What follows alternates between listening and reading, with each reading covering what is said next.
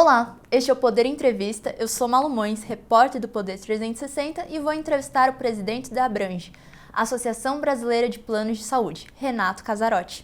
Casarotti tem 43 anos, é formado em Direito pela USP e preside a Abrange desde abril de 2021. Ele também é vice-presidente de Relações Institucionais da United Health Group Brasil, dona da Amil. Renato, obrigado por ter aceitado o convite. Imagina, Malu, eu que agradeço pela oportunidade que você e o Poder 360 estão me dando de estar aqui com você. Agradeço também a todos os web espectadores que assistem este programa. Essa entrevista está sendo gravada no estúdio do Poder 360 em Brasília, em 5 de abril de 2022. Para ficar sempre bem informado, inscreva-se no canal do YouTube do Poder 360 e não perca nenhuma informação relevante. Eu começo essa entrevista perguntando: o que a Abrange projeta para o setor em 2022? Malu, deve ser mais um ano de mudanças, né? A gente vinha de uma tendência de queda de beneficiários antes da pandemia. Então, de 2014 em diante, a gente perdeu em torno de 3 milhões de beneficiários, né? Chegamos a 50 milhões, estávamos um pouco abaixo de 47. Nos 2 anos iniciais da pandemia, houve a reversão desse fenômeno com o aumento do número de beneficiários. E a gente chegou no final do ano passado perto dos 49. Esse ano parece um ano de mais estabilização com uma leve tendência de queda. Acho que é meio de uma estabilização desse contingente. A nossa projeção é essa, né? E também de muitas movimentações de mercado. Tem sido uma tendência nos últimos anos, né, de movimentações das diferentes empresas, tentando se posicionar aí para esse mercado do pós-pandemia. E o que podemos esperar em relação ao reajuste deste ano? Depende, né? Falando especificamente do reajuste dos planos individuais, a tendência é de ter um reajuste de 2 dígitos, né? Já é esperado desde o começo do ano. A regra estabelecida pela ANS é uma regra que leva em consideração a diferença de custos de um ano para outro. Como 2020 especificamente foi um ano de um volume de procedimentos historicamente baixo, principalmente em virtude do segundo trimestre do ano, aquele começo da pandemia, gerou um efeito no ano passado, né, esse volume baixo comparando 2021 com 2020, uma queda desse volume gerou pela primeira vez na história um reajuste negativo de menos 8,19%. Nesse ano vai acontecer o fenômeno contrário, né? Como vou estar comparando 2021 com 2020, a tendência é de você ter um aumento, né? Um movimento pendular. Então, a gente espera um reajuste de 2 dígitos. De qualquer forma, se você considerar o período de 2 anos, a média de reajuste desse período de 2 anos, para o plano individual, deve ser a média mais baixa da história da saúde suplementar por esse efeito pendular. Dos planos coletivos, a variação é muito grande, né? A gente imagina que no caso dos planos para as pequenas e médias empresas, que são calculadas de forma conjunta por operadora, também fique próximo do reajuste do plano individual. E aí, para grandes empresas, aí a variação é muito grande. Você deve ter desde reajustes bem mais elevados até reajustes negativos, né? Porque como essa negociação é absolutamente individualizada, depende da situação específica de cada cliente. E o senhor falou de 2 dígitos. Há como estimar mais ou menos? A gente imagina, né, o mercado tem falado aí em torno de 14%, 15%. A tendência é que fique por aí. Por isso que a gente fala, somando-se os 14% e 15% desse ano com menos 8% do ano passado, como é juro sobre juro, a tendência é que você fique ali em torno de entre 2,5% e 3% na média anual desses 2 anos, né? E como é feito o cálculo desse reajuste, tanto para o individual quanto para o empresarial? Do individual é um cálculo que leva em consideração o conjunto de vidas, de todas as vidas de planos individuais do Brasil, independente da empresa ou da operadora daquele plano. Então soma-se todas as vidas individuais, são cerca de 9 milhões de vidas, e você compara os custos, as despesas médicas desse conjunto de vidas de um ano para outro. Então agora, por exemplo, em 2022, a gente compara quais foram essas despesas em 2021 versus as despesas de 2020. Você ainda tem 3 componentes que entram nessa fórmula, que isso representa mais ou menos 80% do número, 20% é a inflação geral, se eu não me engano é a IPCA, e você tem 2 deflatores. Tem um deflator relacionado à faixa etária e tem um índice de eficiência, normalmente reduzem aí em torno de 2 pontos percentuais.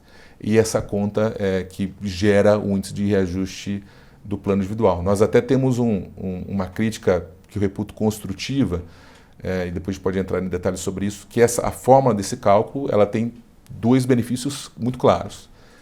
Ela é absolutamente previsível, porque está em lei, é uma fórmula que foi criada e estabelecida em lei, e ela é transparente, porque os dados são públicos da ANS, qualquer um, inclusive bancos de investimento fazem isso, o IES, que é um think tank brasileiro, fez isso recentemente, você aplica os dados na fórmula e chega no resultado.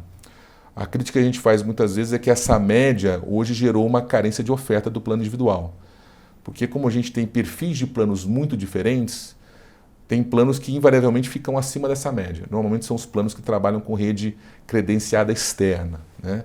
E os planos verticalizados, que têm rede própria, normalmente ficam abaixo dessa média. Quando você determina o reajuste pela média, o que acontece hoje é o plano de rede aberta, como a gente fala, que fica acima, meio que sumiu do mercado. As empresas pararam de ofertar porque ele fica deficitário muito rapidamente, que ano após ano você está repassando menos do que aumentou o seu custo. E quem fica abaixo da média acaba reajustando no teto, ou seja, muitas vezes se reajusta até mais do que precisa. Isso gerou uma carência dessa oferta. No caso do plano coletivo, tem dois tipos basicamente, Malu. Para todos os planos com mais de 30 vidas, aí é uma negociação, isso está prevista em contrato e é uma negociação individualizada, né? Então o critério depende muito de empresa para empresa, de cliente para cliente. No caso dos planos coletivos de 29 vidas ou menos, isso é calculado também de forma coletiva, mas aí é por operadora. Então, todas as vidas de um determinado plano de saúde são colocadas conjuntamente, você faz o cálculo para ajudar a diluir o risco, né?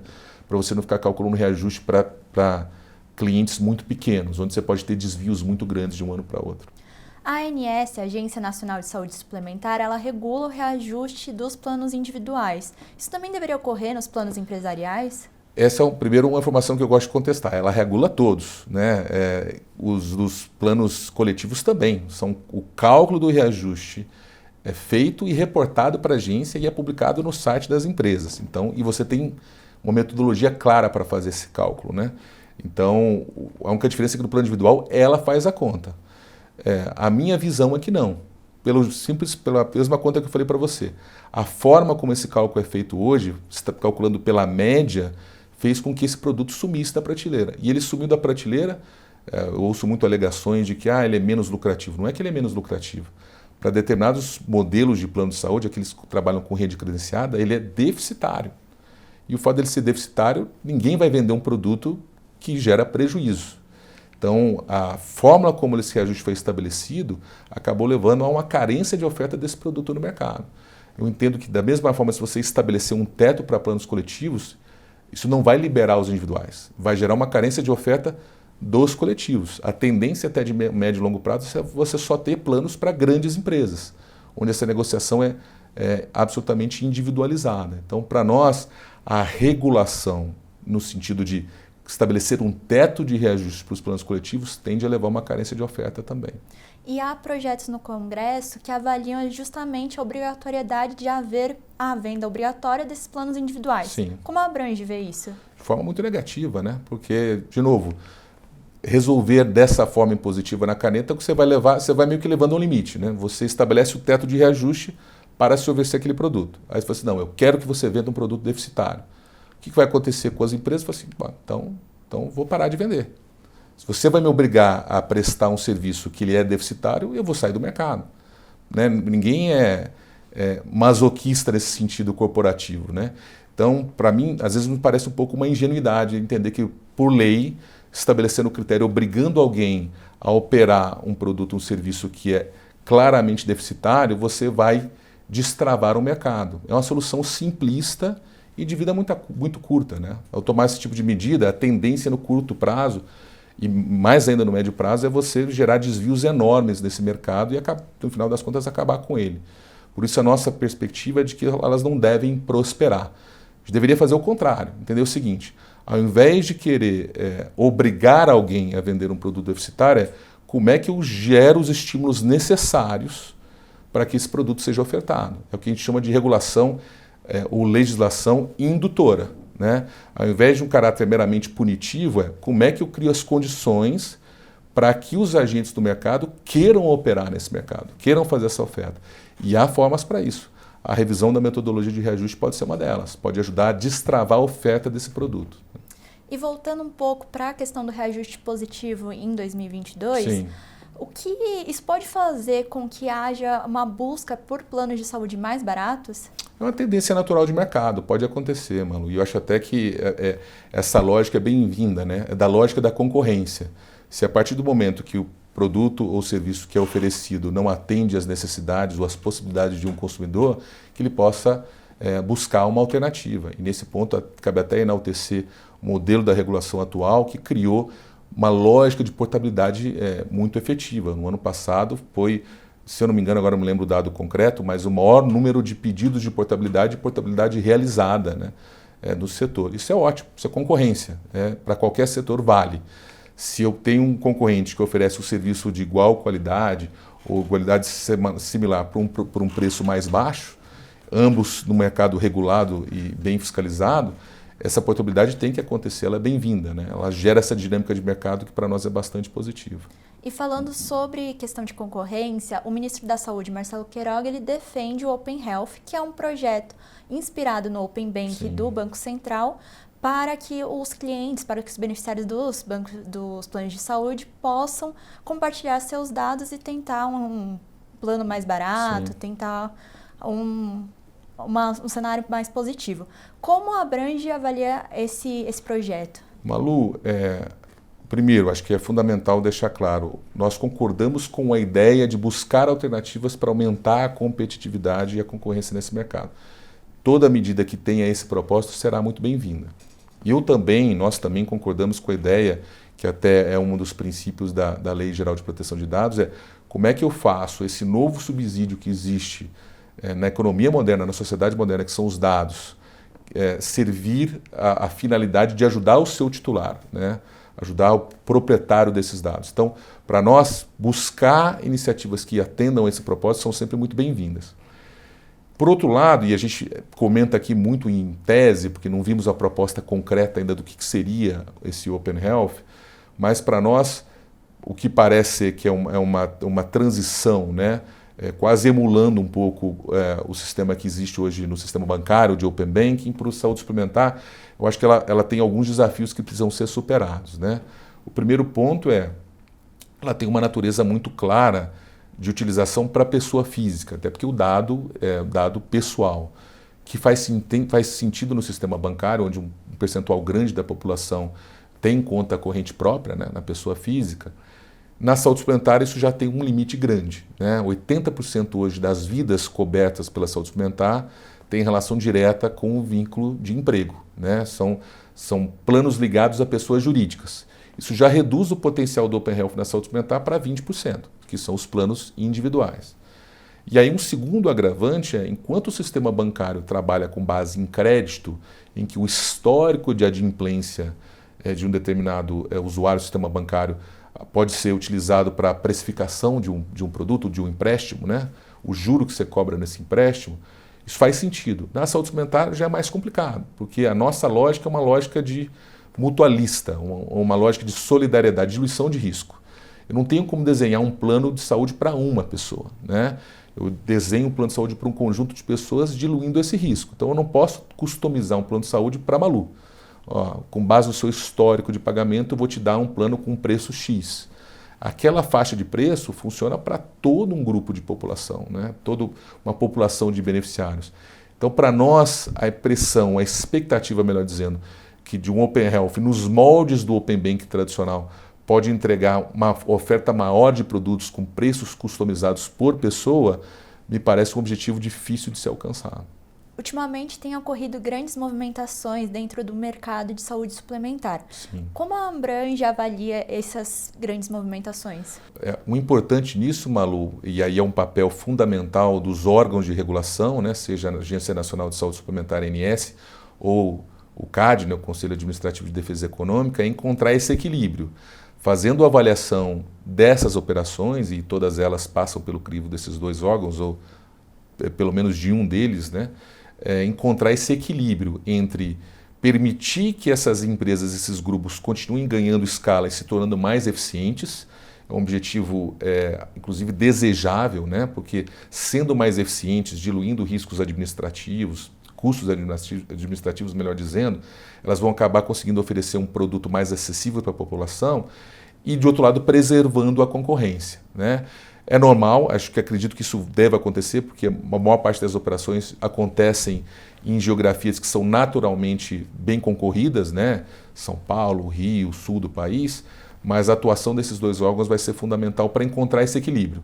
É um pêndulo que tem que ser equilibrado. Se eu pesar muito a mão e não permitir essas operações, a tendência é que as empresas fiquem menos eficientes, isso não é desejável, e se eu deixar que esse movimento avance demais, pode ter prejuízo para a concorrência. Encontrar esse equilíbrio acho que é o desafio, mas acho que estamos bem aparelhados nos dois órgãos para conseguir cumprir esse papel de forma eficaz. E essa tendência de concentração do mercado deve ser vista também nos próximos anos? Eu acredito que sim, Malu. Conforme eu comentei contigo, ainda somos 700 operadoras, né? Só na Abrange nós temos quase 150 associadas.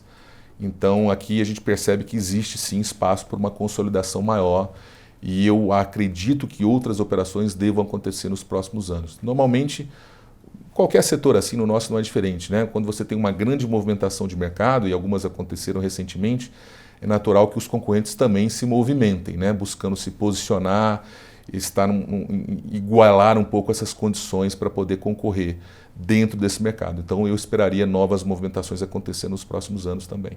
E o senhor assumiu a Abrange no momento do pico da pandemia aqui no Sim. Brasil. Qual foi o impacto da pandemia nos planos de saúde e o que a gente pode esperar para esse cenário pós-pandêmico? Tem excelentes pontos para trazer, Malu. Foi meio que um aprendizado. Acho que para todos nós, né, gestores públicos, privados, para a sociedade, aquele começo foi bastante confuso, né? A gente ainda não tinha como estimar claramente o que aconteceria no curso da pandemia. Houve uma primeira corrida aos hospitais, será que vai haver insumo suficiente, vai haver profissionais suficientes? Você tem muitos planos de saúde, é o caso da Abrange, que são medicinas de grupo que têm rede própria, então expansão de leitos, contratação de mão de obra, ainda muita dúvida de como tratar esses pacientes e foi uma maluquice nesse sentido dos fluxos, né? Então, no primeiro momento, houve uma queda de procedimentos, depois uma retomada muito grande, a interação disso com a vacinação, né, que ajudava. De outra forma, a gente teve 1, 2, 3 ondas diferentes, né, de Covid-19, depois carência de insumos técnicos, então foi difícil. Eu lembro, só de insumos técnicos, de insumos medicamentosos, foram 3 movimentos de carência seguidos, né? Não sei se vocês vão recordar, o primeiro ainda foi lá no começo do ano passado, já 2021, faltava os neurobloqueadores sedativos lá do kit intubação. Absolutamente desesperador para quem operava nesse mercado, né, com hospitais que tinham estoques de 7, 8 dias e sem perspectiva de fornecimento. A indústria nacional não tinha como fornecer para nós. A Anvisa agiu muito rápido, liberando a importação, e fomos nós, os hospitais, operadoras que têm hospitais, tentar importar esse insumo direto, coisa que a gente nunca tinha feito, né? Então tivemos que fazer pela primeira vez. Aí passa isso. Depois houve uma falta de um antibiótico que é usado em UTI, a polemixina, porque a UTI com índice de ocupação altíssimo, né, o consumo desse insumo disparou e, de novo, os fabricantes não conseguiram entregar. Vamos lá, gente, de novo, correr atrás de Índia, Europa, buscando polemixina. E mais recentemente agora, carência de imunoglobulina, que é por uma série de tratamentos e depende de doação de sangue, que despencou, já não era das mais elevadas, despencou na pandemia. Então, se eu posso usar 2 expressões para definir a nossa atuação na pandemia, foi uma necessidade de inovação constante, de adequação permanente a essas mudanças constantes e uma dificuldade muito grande de fazer planejamento ao longo prazo. O que houve de inovação, que eu acho que veio para ficar, e posso dividir com você, espero que seja votada hoje, agora pelo 5 de abril, que seria a regulamentação definitiva disso, é a telemedicina. Essa acho que é dos legados do enfrentamento da pandemia, esse talvez seja um dos principais, né? Era uma atividade muito limitada, muito restrita antes da pandemia e hoje ela é utilizada em larga escala. Só entre as associadas da Abrange, nesse período nós já fizemos mais de 8 milhões de teleconsultas, né? Então, esse é um legado que, na nossa opinião, veio para ficar e temos a expectativa que ela ajude bastante a melhorar o acesso e a gestão dos beneficiários. Então, abrange projeto que mesmo com o relaxamento da pandemia, o teleatendimento deve continuar em alta? Imagino que sim, Malu. A gente, curioso, né? No começo, quando ela foi introduzida, tinha uma preocupação muito grande porque, da nossa avaliação, tinha uma parte da população que abraçaria muito rapidamente, que é uma faixa etária que já está muito digitalizada, muito familiarizada com esse ambiente. Para ela é muito natural usar a telemedicina porque ela, cá entre nós, usa tudo no smartphone. Mas a gente imaginava, por exemplo, que a adoção pela população de uma faixa etária mais elevada seria mais difícil, uma transição complicada. Eu não tenho nenhum dado concreto para dividir com você, a gente está até fazendo uma pesquisa sobre isso, mas o curioso é que acho que a necessidade de manter o contato com a família acabou nos ajudando nisso também. Porque muitas pessoas que nunca tinham usado aplicativo para nada, né, começaram a usar os aplicativos aí de videochamada, de videoconferência para falar com os familiares. Vou lembrar que os idosos estavam isolados em casa. E eu acho que o fato deles se acostumarem a usar esse tipo de aplicativo para falar com os familiares reduziu a resistência que eles teriam os teleatendimentos, né, as teleconsultas. Então hoje a adesão dessa população é muito elevada, porque cá entre nós, além dele ajudar o acesso em regiões mais inacessíveis no interior do país, se você pega os grandes centros do Brasil, a mobilidade também é um problema sério. Então, para um idoso ter a conveniência de poder falar com o médico dele, né, num teleatendimento, sem ter que sair de casa necessariamente em toda a consulta, é uma vantagem muito grande. Na nossa opinião, essa é um benefício, uma ferramenta que precisa ser aprimorada. A gente tem que melhorar o treinamento dos profissionais que fazem, porque não é simplesmente a consulta por telefone, né? Ela tem particularidades, tem técnicas para ser utilizadas para fazer um bom diagnóstico, inclusive de como usar vídeo, né, e esse tipo de coisa, mas para nós essa é uma inovação que veio para ficar. E o senhor comentou da questão do interior, da importância que foi o teleatendimento. O que mais os planos de saúde podem fazer para conseguir fornecer os seus serviços no interior do Brasil? É um desafio, Malu, ele é um desafio grande, por uma razão, na minha opinião. Primeiro, muitas vezes no interior você já não tem disponíveis todas as tecnologias que têm que ser cobertas, né? Você vai lembrar que a gente tem hoje, a palavra é terrível também, o rol da ANS, mas é a lista de coberturas obrigatórias, né?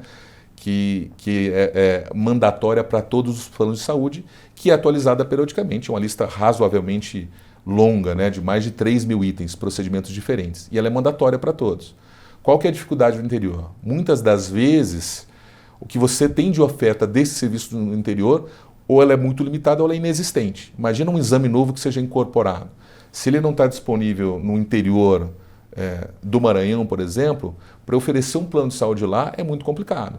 Porque ou eu entro numa situação onde eu não cumpro se esse exame for necessário, ninguém quer fazer isso, né? Você quer estar em conformidade com a legislação, ou eu tenho que fazer a remoção desse paciente para a capital ou para um outro centro médico, né, para poder fazer esse exame. E aí isso tende, naturalmente, aumenta a despesa projetada para aquela população, o que aumenta o preço do plano de saúde, justamente no lugar onde as pessoas têm um poder aquisitivo mais baixo.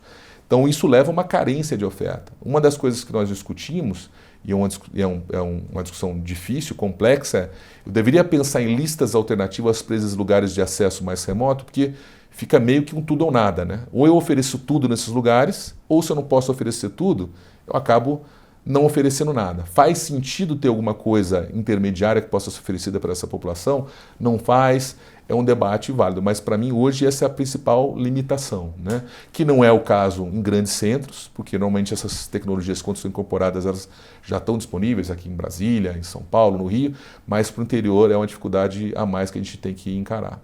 E o senhor também comentou da questão do rol de procedimentos.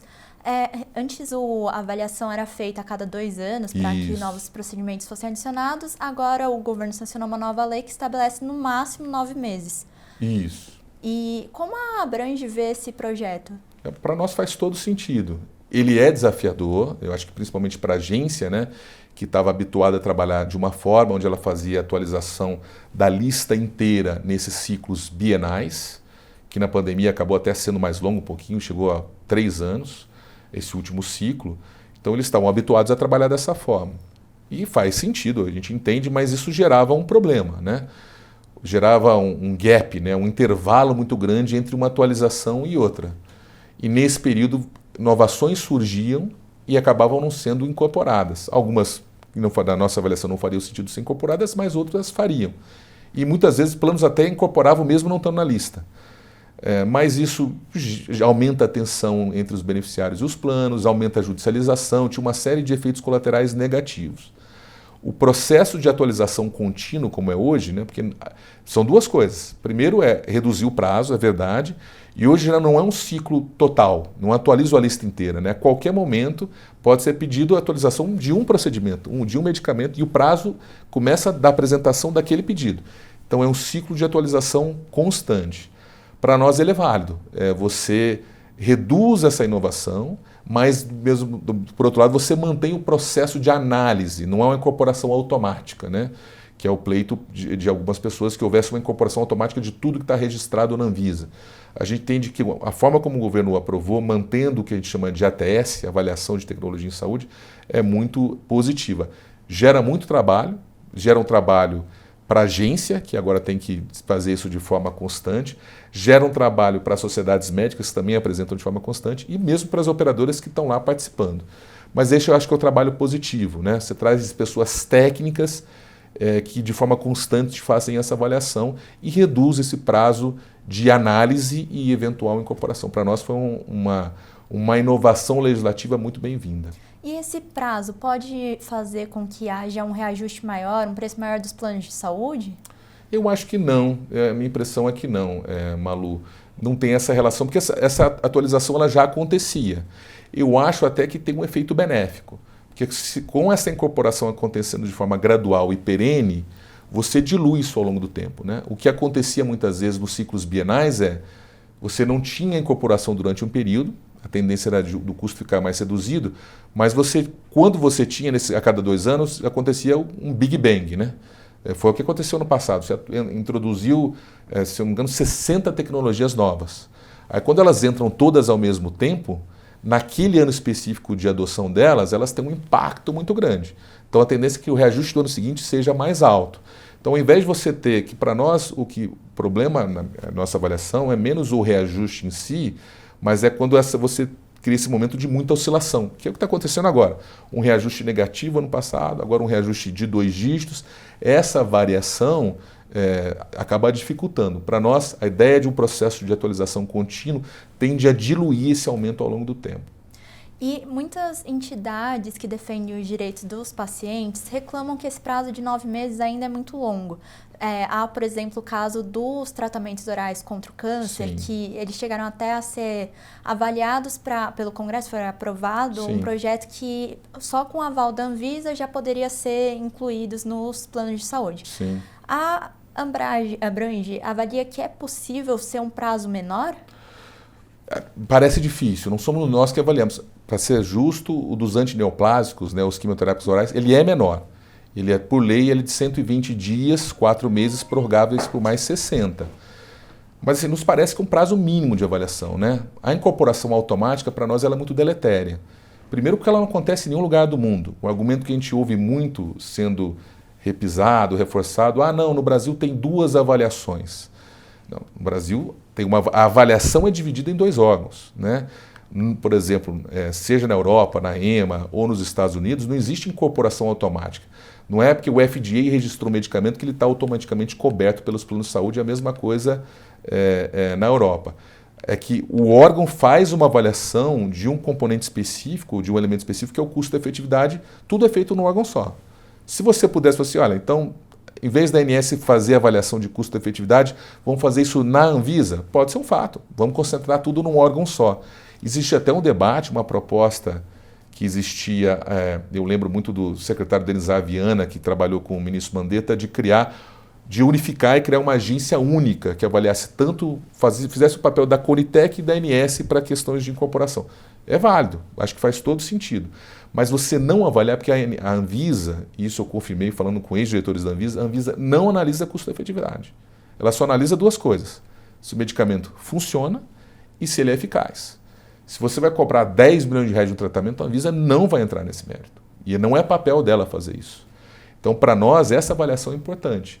você criar um mecanismo de incorporação automática vai ser muito pouco efetivo e pode gerar uma, que a gente chama que é uma seleção adversa, ou seja, ao longo do tempo, se eu percebo que essas medicações têm incorporação automática e elas vão impactando o preço dos planos, só vai ficando nos planos aquelas pessoas que realmente vão precisar, o que não é bom. Isso é importante as pessoas entenderem. Para um plano de saúde funcionar, eu tenho que ter tanto pessoas que usam quanto pessoas que não usam. Se só ficar no plano as pessoas que usam e usam muito, o plano fica inviável, porque a despesa delas vai ser muito superior ao que elas pagam de contribuição. Então é por isso que é importante tentar diluir o risco. Para nós, a incorporação automática ela seria prejudicial ao sistema.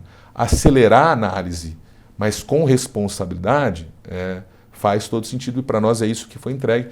E o prazo de 120 dias nos parece um prazo bastante razoável para essa análise. Chega ao final esta edição do Poder Entrevista. Em nome do jornal digital Poder 360, eu agradeço ao presidente da Abrange. Muito obrigado, Malu. Agradeço também a todos os espectadores que assistiram a este programa. Essa entrevista foi gravada no estúdio do Poder 360 em Brasília, em 5 de abril de 2022. Para ficar sempre bem informado, inscreva-se no canal do YouTube do Poder 360 e ative as notificações. Não perca nenhuma informação relevante. Até a próxima!